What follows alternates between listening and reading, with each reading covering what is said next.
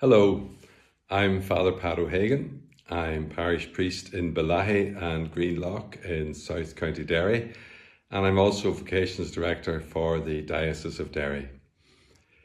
I want to talk to you about my vocation story, how I became a priest. When I was at secondary school, I thought I knew what I wanted to do. I did know what I wanted to do. I wanted to become an interpreter. I wanted to learn lots of languages and be able to use them in my work. But when I was in my final year at the Christian Brothers Grammar School in Omagh, I felt a call to think of something different, to think about priesthood. The word vocation comes from the Latin verb vocare, which means to call. And it used to be said that it was a call from God.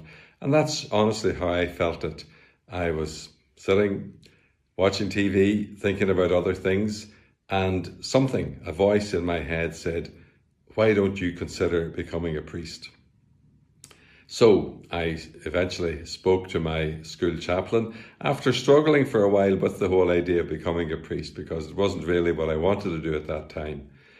But eventually I spoke to him. He put me in touch with the then Vocations Director, who spoke to me and set up a meeting with the late Bishop Daly. And then I was off to Maynooth for 7 years to study, and eventually was ordained in 1984. And since then I've served in a number of parishes in the diocese. I've served on a few different groups and committees and commissions. And almost 5 years ago, just towards the end of 2021, the Bishop asked me to take on the role of Vocations Director. Since then, I found it's been the most wonderful thing that I think I've done in the last 42 years or so. I'm meeting some very interesting people.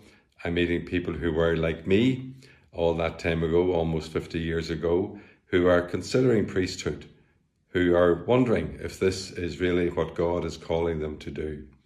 So if you're like that, if you're wondering where your life is going, what direction your life is going to take, even if